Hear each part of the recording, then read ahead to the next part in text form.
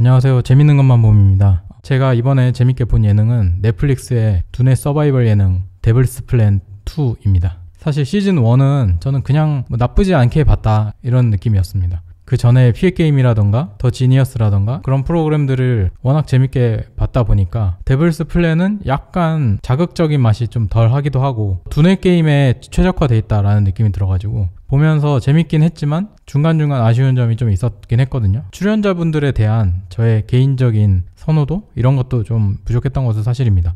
그런데 이번 시즌2에서는 출연자분들을 꽤 신경 써서 섭외를 했다 이런 느낌을 받았습니다. 그래서 저는 1화부터 4화까지 한 번에 몰아서 다 봤는데요. 어떤 점에서 제가 그렇게 재밌게 봤는지 간략하게 한번 말씀을 드려보겠습니다. 일단은 먼저 말씀드렸던 것처럼 출연자 구성이 괜찮습니다. 시즌 1에서는 하석진 씨도 나왔고 궤도, 이혜성 씨, 또 박경림 씨, 서동주 씨 등등 많이 나왔었는데, 그런데 이번 시즌 2에서 제가 좋아하는 이세돌 사범님, 그리고 아이돌 추, 그리고 규현, 이승현, 세븐아이, 또 배우 윤소희 씨, 최현준 등등 다양한 분들이 많이 나오시는데, 일단 12명에서 14명으로 2명이 더 늘기도 했고, 우리한테 익숙한 연예인들 뿐만 아니라 일반인 분들 중에서도 연예인 못지않게 끼가 있는 분들을 섭외를 한 것 같아서 보면서 뭔가 구멍이 없다는 느낌이었어요. 특히 세븐아이 같은 경우에는 전 처음 봤는데, 와, 이런 캐릭이 나온다고? 약간 무슨 오히려 연예인보다도 더 날것의 모습을 보여주니까 긴장감을 더 잡아주는 그런 느낌이었고, 거기다가 이세돌 사범님의 어떤 승부에 대한 강한 집착과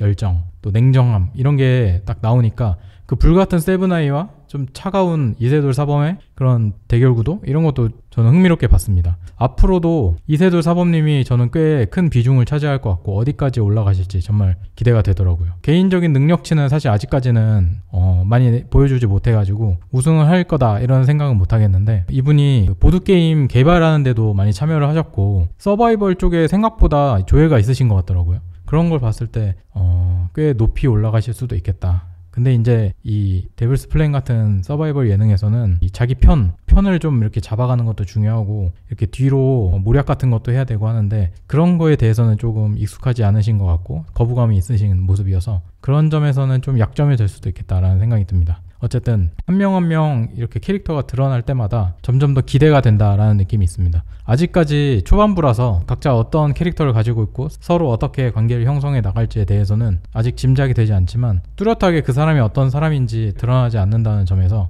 굉장히 기대감이 자극됩니다. 이세돌 사범님 같은 경우에는 저는 약간 시즌 1에서 우승을 차지했던 하석진 씨와 비슷한 느낌을 받았고, 이세돌 사범님이 하석진 씨처럼 뭔가 개인 플레이를 하면서도 적당한 관계를 유지하는 데 성공한다면 또 우승의 가능성도 있다라고 봤고, 최현준 씨 같은 경우에는 약간 궤도의 느낌을 살짝 받았습니다. 뭔가 이렇게 다 같이 잘 지내려고 하는 듯한 그런 선한 이미지가 약간 보였고, 그리고 이세돌 사범님과의 어떤 그 끈끈한 그런 관계 그런 것도 약간의 보이면서 이세돌 사범님을 옆에 졸졸 따라다니는 그런 모습, 그러면서도 개인적인 능력도 꽤 있는 것 같아서 최현준 씨도 살짝 기대가 되는데, 이 심리전에서는 좀 약한 것 같아가지고 의외로 빨리 떨어질 수도 있겠다라는 생각이 들었습니다. 그리고 규현 씨가 저는 생각보다 다크호스라는 생각이 들었는데, 그냥 시즌 1에서의 어떤 박경림 씨 같은 역할 아닐까? 라고 생각을 했는데, 규현 씨가 생각보다 능구렁이 같은 면이 있어가지고 웬만해서는 그런 심리전에 당하지 않을 것 같고, 오히려 판을 좀 주도해 나가거나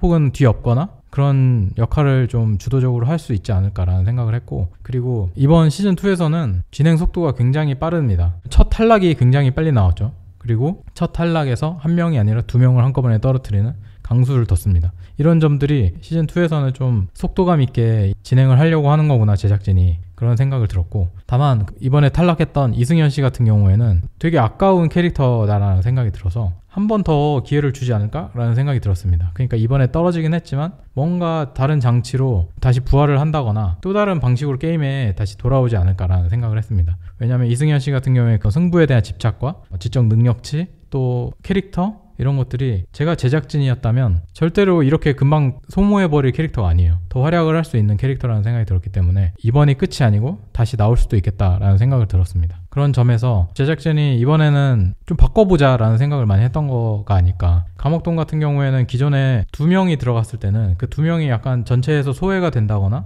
2명의 분량이 불필요하게 많이 커짐으로써 다수의 분량이 줄어드는 이런 문제가 있었는데, 이번에는 감옥동의 절반 가까이를 넣음으로써 1대1 팀의 어떤 대결로 좀 흐름을 가져갈 수 있는 장점이 있고, 감옥동에도 다수가 있기 때문에 분량 배분에도 긍정적인 측면이 있다. 여러 면에서 제작진이 잘 판단을 한 것 같다라는 생각이 들었습니다. 다만 아쉬운 점이 좀 있는데요. 보면서 게임 설명이 너무 길고 지루하다라는 생각이 들었어요. 게임 자체가 워낙 복잡하고, 또 복잡한 이유가 게임에 조금이라도 빈틈이 있으면 출연자들이 그걸 활용하는 방식이 있기 때문에 그런 점들을 다 고려하다 보니까 굉장히 치밀하게 그 게임을 구성을 한 것 같아요. 그렇기 때문에 그 게임의 난이도가 높아졌고, 그 게임의 룰을 시청자들이 제대로 이해하지 않으면 이거 못 쫓아가기 때문에 굉장히 세세하게 다 설명을 하면서 넘어갑니다. 그러다 보니까 게임 하나 하는데 그 설명만 한 10분씩 듣고 있어야 돼요. 그래가지고 이게 좀 거기서 약간 힘이 빠진다, 이런 느낌이 들었습니다. 근데 이제 게임 자체가 어쨌든 치밀하게 짜놓은 거다 보니까 나중에 결과적으로 봤을 때는 굉장히 좀 공정해 보이는 것도 있고,